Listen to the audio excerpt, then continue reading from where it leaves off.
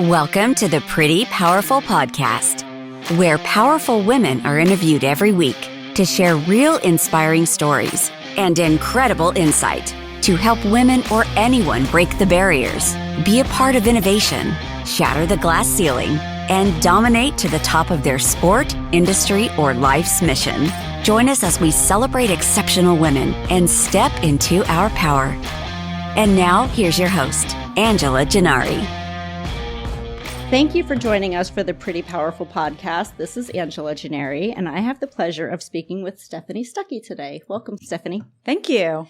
So I wanted to read your bio because you have an incredibly interesting past. I know that you are now the CEO of Stuckeys, but prior to that, you've had a full career in a completely different industry. Several different industries. And so I am just fascinated with your journey. So Stephanie Stuckey is the CEO of Stuckeys, the highway oasis that's been serving pecan log rolls and kitschy souvenirs to road trippers since 1937. Founded by her grandfather, W.S. Stuckey Sr. in Eastman, Georgia, Stuckeys grew to over 350 stores nationwide by its peak in the 1970s. The company was sold in 1964 and sadly declined for decades under a series of corporate owners. Fortunately, Stuckeys is now in family hands again and making a comeback with a mission to make road trips fun. Stephanie received both her undergraduate and law degrees from the University of Georgia. Go Dogs. Go Dogs. She worked as a trial lawyer and was elected to 7 terms as a state representative, ran an environmental nonprofit law firm, served as director of sustainability for the city of Atlanta, and taught as an adjunct professor at the University of Georgia School of Law. Stephanie purchased Stuckeys in November of 2019 and assumed the role of CEO at that time. Stephanie's achievements include being named one of the 100 most influential Georgians by Georgia Trend magazine and a graduate of Leadership Atlanta. She is active in her community and has served on many nonprofit boards, including the National Sierra Club Foundation, Earth Share of Georgia, and her local zoning review board. When she's not running the Stuckeys candy and pecan shelling plant in Rennes, Georgia, or the distribution operations in Eastman, Georgia, Stephanie enjoys traveling by car to explore the back roads of America and pulling over for every roadside oddity and souvenir shop along the way. I love that. Right. And that is absolutely true because I watch your LinkedIn and you have some incredible adventures and I just love it. So thank you for being here. What an incredible story. I'm delighted. So, one of the things that I think is so neat about your story is that you are the third generation of Stuckey family members to run the company, but it didn't start out as easily as it sounds. You didn't just inherit it. That's right. You guys had to fight to get it back. Well, yeah, it's a little complicated. It was out of our family hands for decades after my grandfather sold the company in 1964. Right. My dad and his business partners got it back in 1985. They were running a very successful business. Right. We're not looking to add Stuckeys to that portfolio. Okay. They had the exclusive rights to have franchise locations for Dairy Queens on the interstate highway system. Oh, interesting. Company my father founded. And they had the opportunity to get Stuckeys back. And at that point, Stuckeys was losing money. The company that had acquired it, there was a couple of corporate takeovers. They did not want Stuckeys, and it was a liability on their books. Okay. So my father got it, but it was not profitable, and he had profitable businesses. Okay. So he essentially propped Stuckeys up. He got it off of essentially a deathbed. Right. Resurrected the brand, and he paired it with his Dairy Queen. Okay. And largely the revenue and the structure, the financial structure, the human resource capacity, all of that from his Dairy Queen business helped give life to Stuckeys. Right. Fast forward 30 years, my dad sells his Dairy Queen business to Warren Buffett, who owns American Dairy Queen. Oh, interesting. I didn't know. Right? And Warren Buffett didn't want Stuckeys. Right. In a way, I'm disappointed because he would have run it really well, but if he had, I wouldn't be sitting here today talking to you. So Stuckeys was left on its own without that infrastructure to support it. And my father and his business partners at this point are all in their 70s. They just made a good chunk of change selling out to Berkshire Hathaway. They retire. Right. They leave a small but dedicated crew running Stuckeys. At that point, we did not own or operate any of the stores. Right. We did not own our distribution facility. We did not own manufacturing. So it was just a skeleton of what it had once been. And it was gradually declining and was losing money by the time I was approached. Right. So crazy journey there. Your father's franchise expertise is what kind of led Stuckey's down the road of franchising Stuckey's. Is that right? Because I remember seeing something about 65 franchise locations. Well, at its peak, there were 368 stores in 40 states, and they were franchised. Okay. So my grandfather was franchising really sort of in the early era of franchising. So he came along with Holiday Inn, Kimmons Wilson, and we were talking before we went live about the incubator group that you're with. Right. That's composed of CEOs, which I absolutely love. Correct. And this network of CEOs, you see these all over the country, and it's so important. And my grandfather had that network. Yeah. And it was Young Presidents Association, which is still YPO, Young Presidents Organization, still around. Right. Still around. So he was friends with Kimmons Wilson of Holiday Inn, and that was franchised. So he was sort of around in that era. Okay. Colonel Sanders, I would love to say he knew him. He did not. He did know the Waffle House founders. He knew Joe Rogers Sr. Wow. So it's fascinating to me that sort of this early era of franchising, they knew each other. So it was franchised, but by the time my dad got it, really was not in good shape. Okay. And again, it was not the profit driver for his business. Dairy Queen was extremely successful. So he focused, rightfully so, on what was earning revenue. Right. And then when left without that support system in place, Stuckey's began to decline. And there were 68 stores when I took over. And like you said, it was not your typical third generation acquisition. I did not inherit the brand. I did not grow up in the company. Right. I'm number 4 of 5 kids. I was not groomed to be the Pecan log roll heiress. So it's an atypical path. I bought the company, and I joked that I had to learn from the top down. Yeah. Instead of from the bottom up, which the way you should do it is from the bottom up. You should start as a stock clerk and learn the business and know the ropes. But no, I came in day one as CEO, not having a clue how to do just about anything. But you made a really smart acquisition early on. Yes. And that has helped tremendously, I imagine, just in bringing in the right expertise and in broadening your depth or broadening your scope of what you can produce, which is the pecan log rolls and the, you have, is a pecan farm? Is that what it was? No. So close. I brought in a business partner and we jointly owned the company. That was a very deliberate decision. That we are equal in the company and we really do share in how we run the company and how we own the company. Right. So he is a pecan farmer by training, 3rd generation. Right. And saw that. He brought that expertise to the table, but the pecan farm is not part of the corporation. Okay. What we own, he has a healthy snack nut company, Front Porch Pecan. So that came under the umbrella of Stuckey's, and he's got a portfolio of business clients, and Whole Foods, for example, has sold his products. So it's sort of in the health food market. Okay. And then we have not so healthy, but certainly delicious candy treats. Right. And so we merged our 2 companies, and I joke, at the time, we both had negative EBITDA for our companies.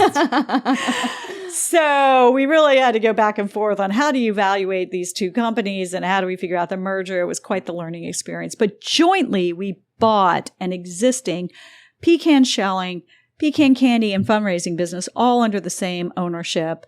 Okay. And we merged all those companies into one a year ago. Wow. That brought on the manufacturing capacity. Wow. That's been a game changer. So the company went from operating 3 figures in debt to, we just finished out 2021, a little over $2 million net. Wow. Congratulations. Yeah. What a huge turnaround in a short amount of time. In a short time. And a huge part of that is attributed to acquiring a profitable company. Right. That was manufacturing the product that we made. And I'm a huge believer that manufacturing is part of growing our economy. Absolutely. So it's not just growing our business.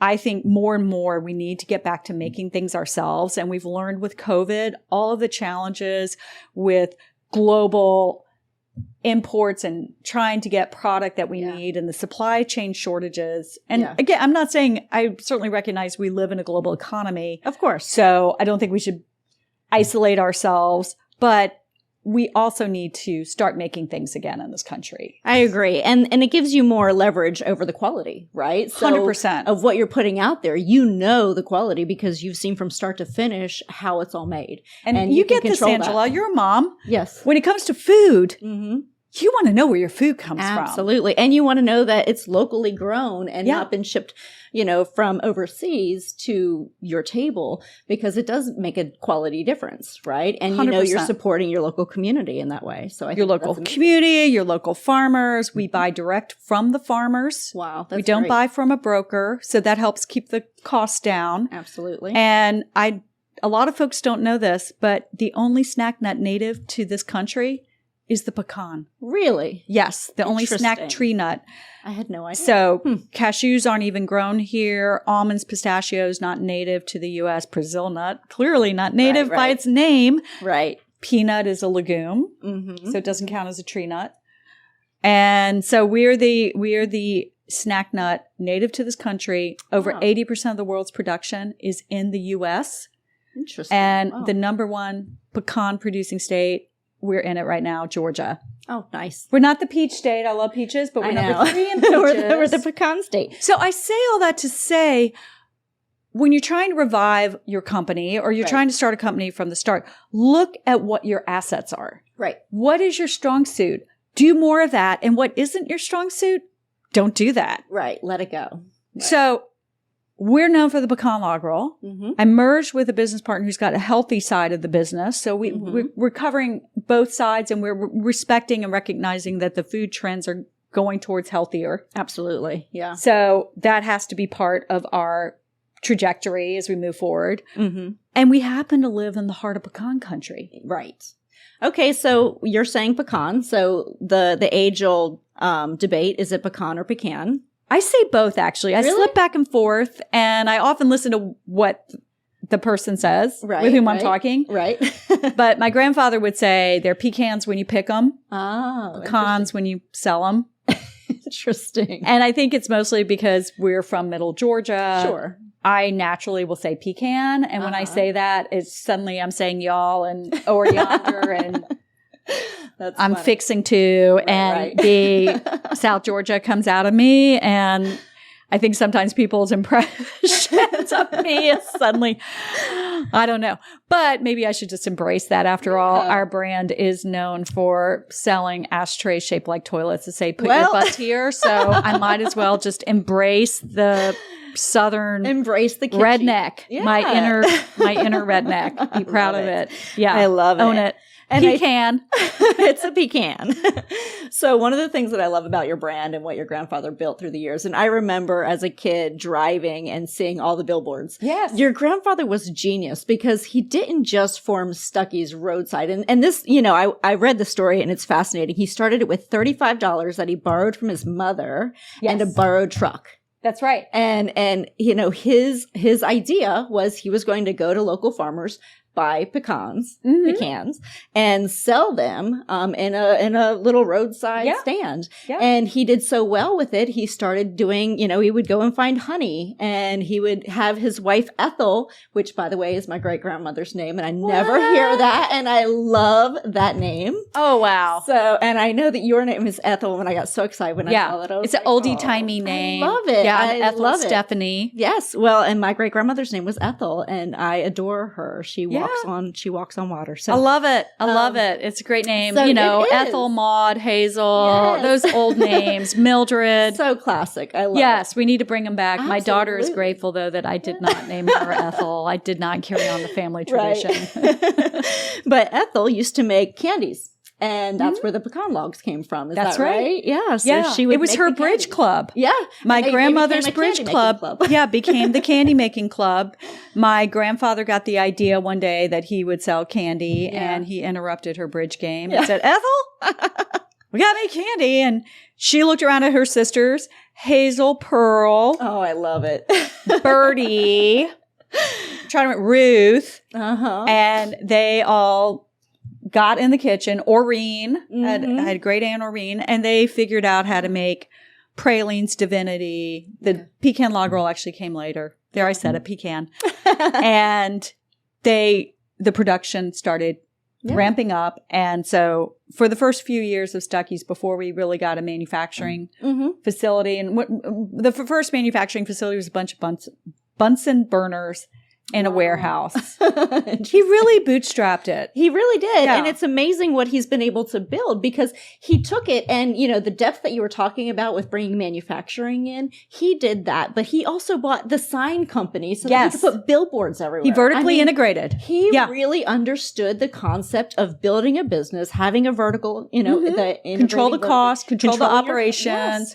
And he mastered that. So there's no surprise that he was so successful in his lifetime with Stuckey's.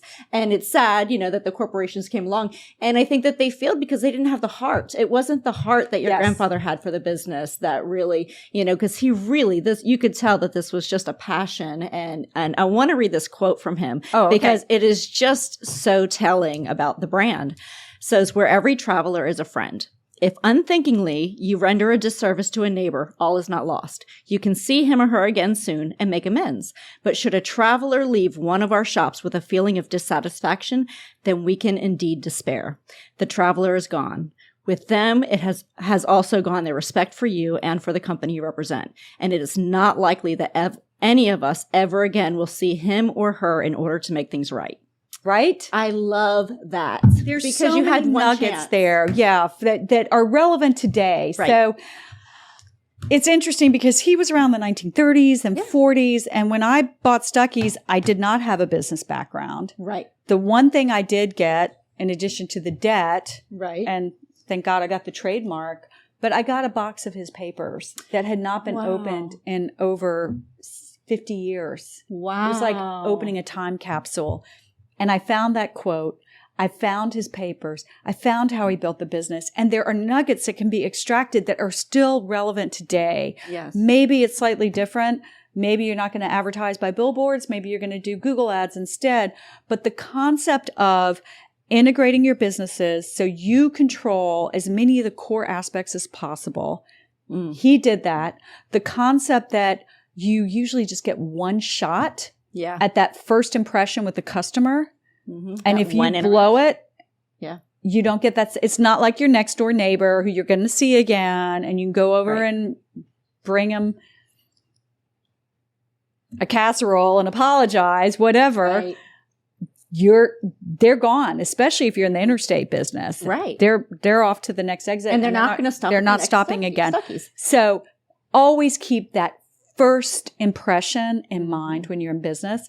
And then the branding, the billboards. He said at one point, and I found this in his papers and I just loved it, that he had almost as much money in inventory for billboards as he did for candy. Wow. Now, I don't know if that's actually true, but just the fact that he said that. Right. And he said that he had so many billboards, he lost track of them. Absolutely. Yeah. And so that's what you've got to do. You've got to brand. Well, and Stuckey's has seen so many changes. I mean, if you think about how long ago your grandfather started the business, and the first decline was about sugar rationing. That's right. After World War II. So I mean, we talk about having to overcome COVID and having to overcome, and yes, these are major issues, major milestones that we're having to overcome, and global tragedies. But the sugar rationing after World War II nearly killed his candy business, and the gas rationing, People weren't traveling by car. Right. And then the railroad. So the railroad developed, and now they weren't taking road trips. They were taking, railroad now from East Coast. Well, what really killed us was the airplane. Yeah. And, obviously plane travel was around in the 40s, 50s, and 60s, but it wasn't affordable. Right. And it became affordable in the 1980s with the Airline Deregulation Act. So Stuckey's have been sold at that point, but that's part of our downfall under other corporate hands. Yeah. Because people just weren't traveling by car. But absolutely, he had a terrible setback during World War II. And he had another big setback when the interstate highway system came along and it bypassed all of his stores. And the big picture here to tease out is that if you are in an intergenerational business, a business that's been around 50 plus years, you know that these outside factors that are completely out of your control, you can't control if there's rationing, you can't control if there's a pandemic, you can't control if there's an oil embargo. They're going to happen. And it's the trend that you look at. You don't look at these short-term ups and downs. You're in it for the long haul. And I think too often private equity, right now I'm just going to bash private equity because I have not had a good experience trying to pitch to them and I've decided it's not a fit for us. And that's okay. It's okay. I did the same thing. It wasn't a fit for me. And they may be a wonderful fit for if you're in a different position, but it's not a good fit for our brand. It's not a good fit if you're looking at being in a business for a long haul.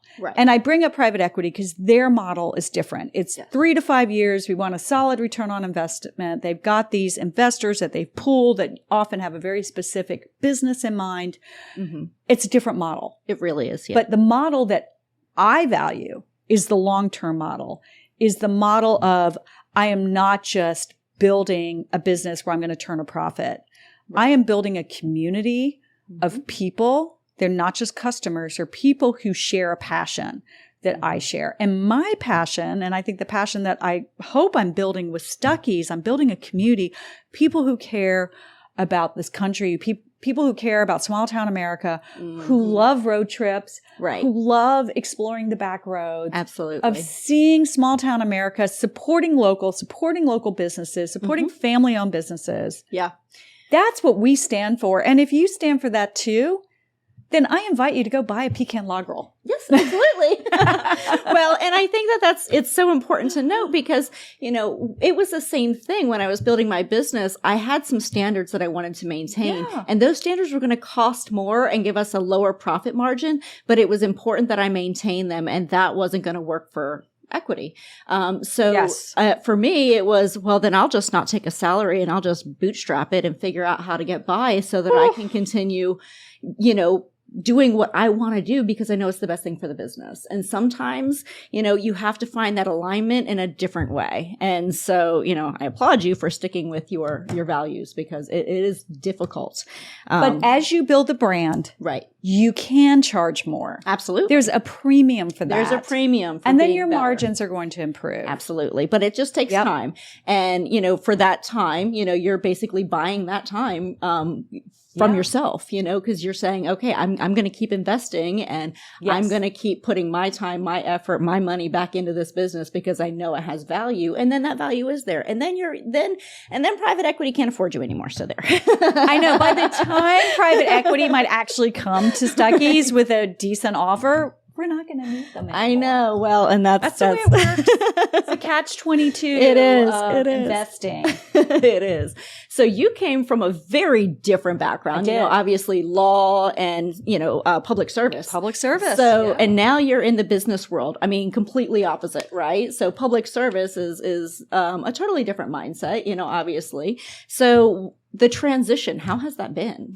Actually has not been hard at all. And I think a large part of what I've done is integrate what I've done in the past with what I do today. Yeah, absolutely. And I see part of what I do is public service. Right. I like to visit these small towns that other people just drive by and they pass by the exit and they don't pull over. Yeah.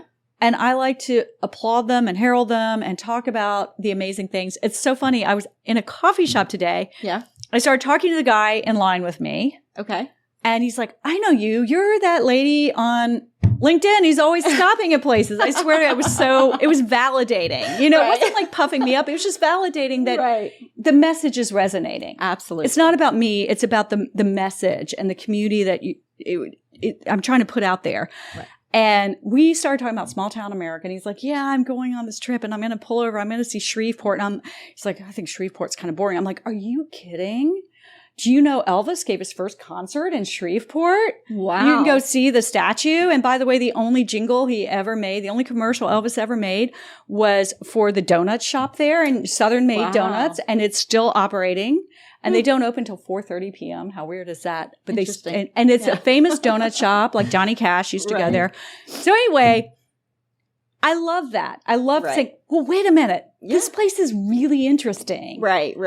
And then I like meeting people who are like, hey, I loved your post on Tucumcari, New Mexico. I'm from there. And, and it's just, that's how you connect with people. Yeah. You're engaging. It's a public service.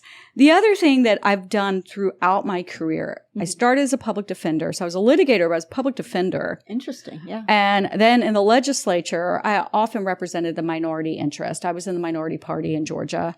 And then in representing the environment, I represented Sierra Club, River Keepers. So quite often we would be coming up against large corporate interests. So the connective tissue and all of that is that I was advocating for the underdog. Wow. I love it. And that's what I'm doing right now. Stuckeys is the underdog. Yeah. We're the bad news bears of the candy industry right now. I go to these candy conferences and I get in the CEO events. Right. But I'm in there with See's Candy, Hershey's, Mars Wrigley, the big players. Right. I'm the scrappy underdog, and you got to be able to advocate in a way that's going to get you legitimately at the table, which is where we belong. That's where we belong. We need a seat at the table too.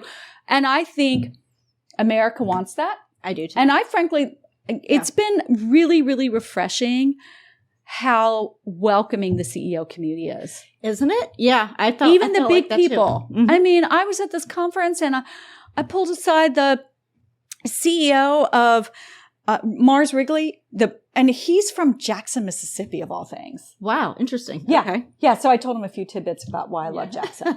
So anyway, he was very approachable. Right.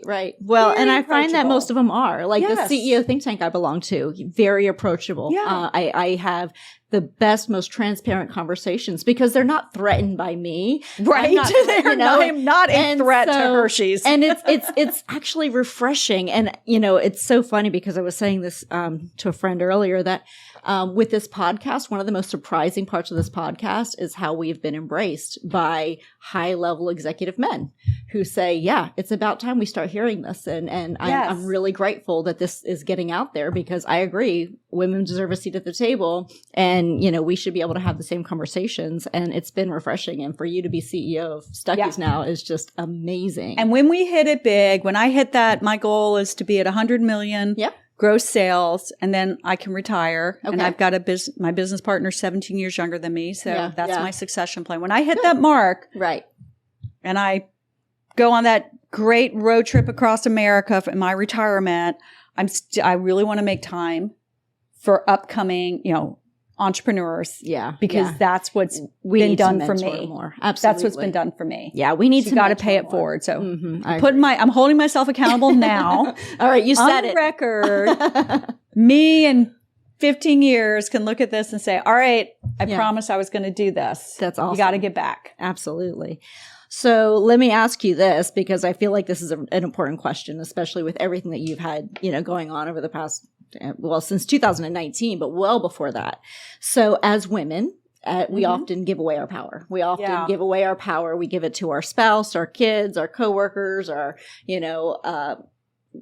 boss, and we give them credit when we should have stepped into our own power. Tell me about a time that you gave away your power, and then tell me about a time that you stepped into your power, and what was the difference for you?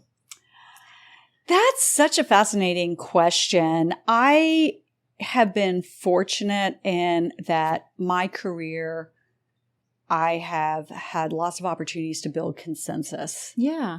And I think that started early on. I was fresh out of law school. I was in Athens, Georgia. I practiced law there for 2 years. That's where I started my legal career. And I got approached to be president of the local League of Women Voters. Nice. Okay. And I was so flattered that they asked me. And I found out much later on that I was like the 12th person they asked. I mean, I was so young and inexperienced. Right. But what a wonderful experience to be sort of thrust in that leadership role. And I bring that up because if you've ever been involved with the League of Women Voters, they're nonpartisan. Okay. And their entire model is consensus building. So any decision that they make is built on this collaborative approach. Interesting. And that has served me so well. That was my first leadership role. Yeah. At age, I would have been 25. Yeah. And it's carried with me throughout my career. So I don't think I've had a situation. I mean, sure, there's been maybe some isolated incidents where I thought, oh, somebody took credit for something I did, but nothing that really strikes out at me that, or, today I'm just kind of bitter about it, or not necessarily that people would be bitter, but I don't harbor anything like that. Okay, great. And I think it's because I've been fortunate to have had that early training, and I've just made it part of how I get things done. Yeah. So in the legislature, right, I would get any issue. I would be bipartisan. You cannot pass anything. I agree. Really and truly, that's going to have sticking power. Yes, maybe you can ram a piece of legislation through and you can, by God, I'm going to get my way. But in the long run, it's really not going to be embraced. And I learned pretty quickly in the legislature, you might be able to get a bill passed. You might be able to bully your way through, or you're chair of the committee, or you're the speaker or whatnot, and you get that thing through. Right. But the secret is in the enactment. Right. Right. This is true. There were some terrible bills that people rammed through. They didn't take the time to build consensus, to work out the issues. Mm-hmm. And I can't tell you how many of those, and as a lawyer, I would see that. I would flag, like, there's all these problems. But since they weren't working with everyone, I was like, fine. Okay. Find out for yourself. 2 years later, that issue would be back because it had been declared unconstitutional. Right. Because there was not consensus from the beginning, and then there's no buy-in. Yes. So when you don't do it the right way, you may be a short-term winner. Right. But in the long run, you will not be. And history will often show. Absolutely. I mean, I think of the gay marriage stuff that was rammed through. We passed this constitutional amendment that said, we really, really, really mean it in Georgia that we don't want gay people to marry, although it was already in the law. Right. And then that was struck down as unconstitutional. Right. So in the long run, I think when you don't build consensus in any part of life, whether it's a marriage, whether it's business, whether it's law, you're going to have backlash. And you gotta, one of my things that I say all the time is, this is not the hill I want to die on. So choose your battle, right? Like, you don't have to, you have to concede sometimes, right? And sometimes reaching consensus means that you're going to concede on this, but then you're going to get your way on something else. But then you're buying in because everybody feels like they're winning in the end, right? Because if at the end of the negotiation, at the end of, structuring a bill, you're going to feel like, okay, I'm getting what I want out of this. And I might concede on something that doesn't mean as much to me, right? But that building consensus, I think, is how you negotiate everything in life. And I think that leads to happier relationships across the board. And the key is how you structure from the beginning. Right. So that's what I learned from the League of Women Voters. It's carried me throughout my career and throughout my life. Right. So if I was working on a bill, I'd structure from the beginning. Who am I going to get at the table on this? Who do I need to reach out to? And same with business. Yeah. From day one, my business partner and I decided we were going to share power. Right. We were going to share responsibilities. We were going to share the finances. And we put in place a structure that would foster that sharing, I was going to say mentality, but culture, I think, is the better word. Right.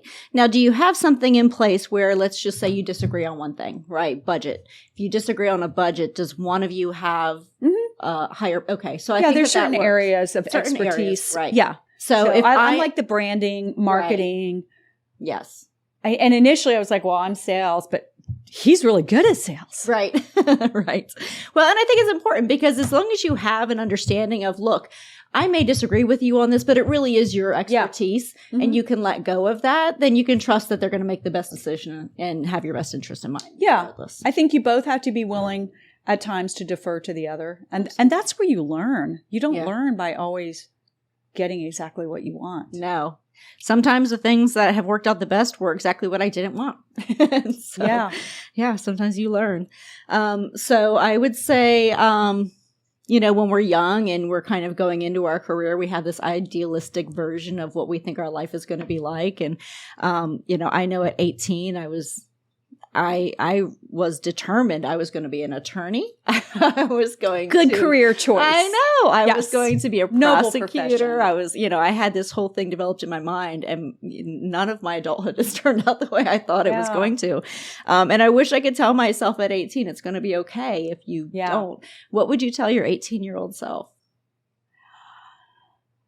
Yeah, I think it's going to be okay. I think one of the challenges I remember, especially when I was young, was I had a fair amount of anxiety about succeeding. Yeah. And I think this is definitely something, if you're a CEO, is part of your DNA. There's a reason why you're a CEO. Right.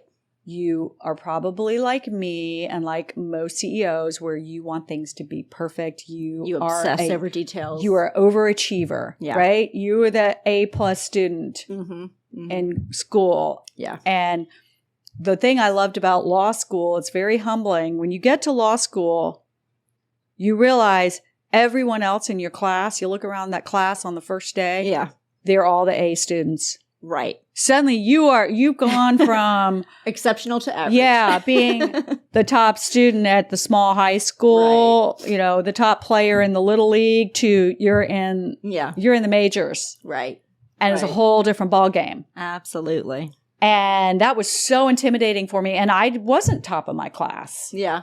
I was in the bottom part of the top third, but I did, I was not the top 10. Right. And so it taught me a little grace. Mm-hmm.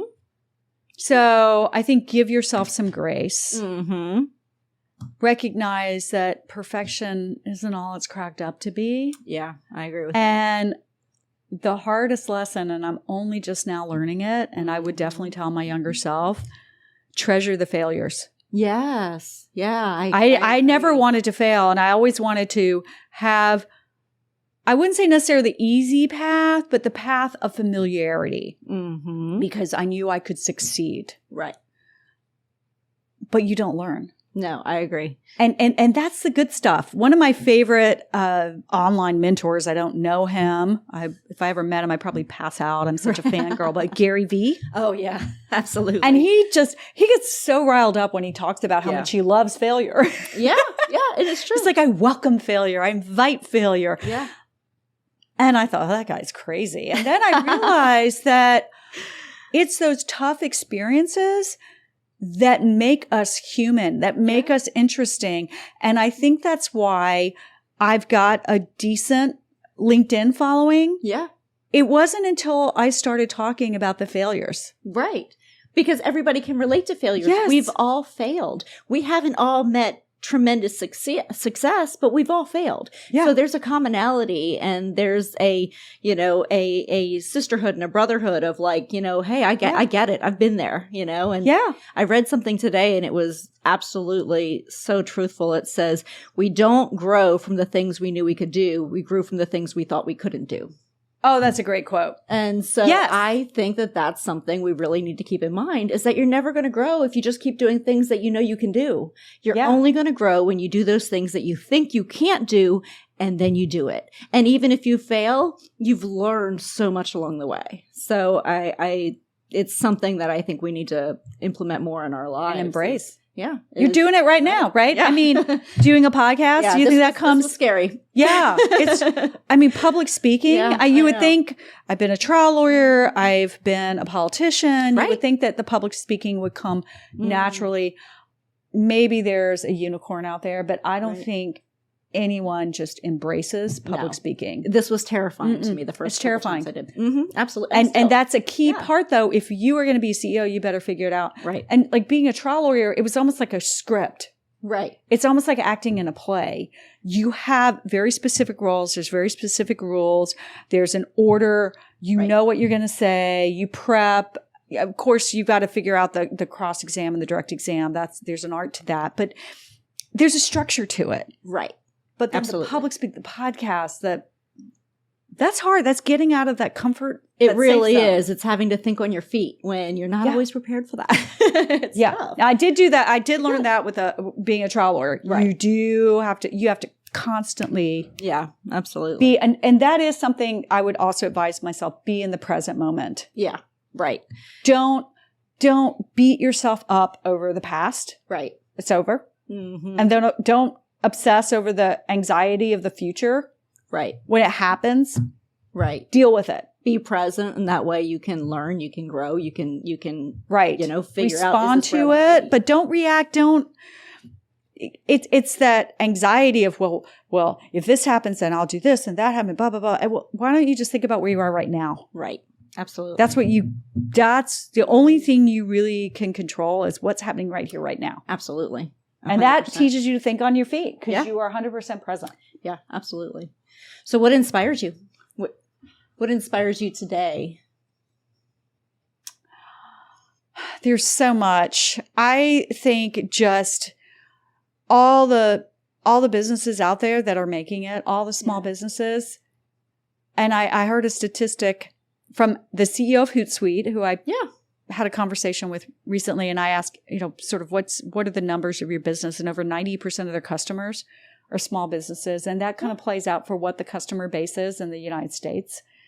Small businesses, we're the backbone of this economy. We really are. Absolutely. Yeah. Absolutely. And that's what inspires me. But too often what we hear about are the Elon Musk and the Richard Bransons and the Sarah Blakeleys. And I admire all of them in different ways for different things. But there's a lot of other stories out there. There are. And we're not all going to meet that tremendous amount of success, nor do some of us want to. Well, right? But is that necessarily the success? Right. Right. This is true. We define what the success is. I was talking to a man I met up with for coffee this morning, and he does training for employees. And it was fascinating to me because he said, my sweet spot is training those frontline workers. Oh, great. He said too often the leadership training is spent on the management, the executive team. Right. But you want to inspire all levels. Absolutely. And we got to talking about small business, and he told me about this amazing chocolate company from where he's from, outside of Green Bay, Wisconsin. And it's just like this beloved brand. And I said, well, why don't they go national? He's like, they don't want to. Right. That's their success is being this wonderful local brand. Right. Well, and sometimes success might look like I get a little extra balance in my life because I don't have a 9-to-5 job and I have a small business that I can do from home. Yeah. Or it's I run a store and I get to see people that are in my community every single day. Right. And, expanding that will take away that close, personal touch. So success is different for everybody, and we shouldn't judge somebody else's success based on what we feel is a value to us. Yeah. And in getting in my role and just seeing all the different businesses out there, I've redefined what I consider success, even though I did say I want to get to 100 million in sales. There's nothing wrong with that. That's not $1 billion. No. Plus, that's not Jelly Belly or Hershey. Right. I want to sort of occupy a nice niche for the pecan. And I think that honestly, you've got such a good brand that, it's just such a good down home, like community building brand. People remember it from when they were kids. And to bring that back would be so inspiring. You inspire me. I look at all of your LinkedIn posts and I see you visiting on your road trips, all of these little stores and small businesses and hotels and gas stations that have been around forever and ever and ever and owned by generations. And I just am so inspired by that because they're continuing a legacy. Yeah. And I just love that. That's the good stuff. Yeah, that is the good stuff. So one last question. What do you wish more people knew? And you can answer it however you want. So what do you wish more people knew? I wish more people knew that, well, like I just said, most businesses in America are small businesses. Yeah, yeah. And I think there's this sense of business being very corporate-y and being very profit-driven, and there is definitely that. Right. But when you're actually in it, there's so many fascinating people. When I would never have gone into business had it not been my family business that I had the opportunity to buy. Right. This was not what I would have done because I had this perception that business was very straight-laced and financially driven and uninteresting. Right. Far from it. Mm-hmm. I now think creativity is the superpower in most successful businesses. Absolutely. There's incredible opportunity for visioning and creativity and being an artist, even if what you're doing may not seem necessarily to some people as creative. And finances are actually pretty creative. And I'm not talking about being creative in a way that you try to hide money, but creative in a way, how do you do a capital stack? Right. How do you raise revenue? Mm-hmm. How do you bootstrap? Right. How do you create a budget? Mm-hmm. Yeah. How do your budget says so much about the morals and the values of your company. Oh yeah. I 100% agree with you on More so than your strategic plan or your marketing plan. Right. I agree. So that's something I had not known before I took on. I wish more people knew that business, finance, there's a ton of room for creativity. And I wish more people who have sort of an artistic bent would consider going into business because we need more people like that in this world. I agree. And there's an amount of tenacity that you don't get in normal day-to-day life that you see in small businesses. Yes. And you see, on an executive level, and I'm not talking about the executive level where, it's just longevity that's gotten you there. I mean, like tenacity and fighting for what you love. And that comes with small businesses and owning a business and, working hard late nights to get to where you want to go. And I mean, there's nothing that can describe it more than tenacity. Yep. 100%. Well, thank you so much for your time. This has been incredibly insightful, and I have just really enjoyed meeting you. And I am a total fangirl of yours because I've been following you on LinkedIn, and I'm just like, she is so inspiring. And I love that you're bringing back the brand, but in a fresh, new, exciting way. But you're also honoring and maintaining the legacy of your grandfather. So thank you so much. I appreciate it. It's been a delight. Thank you. Thank you for joining our guests on the Pretty Powerful podcast.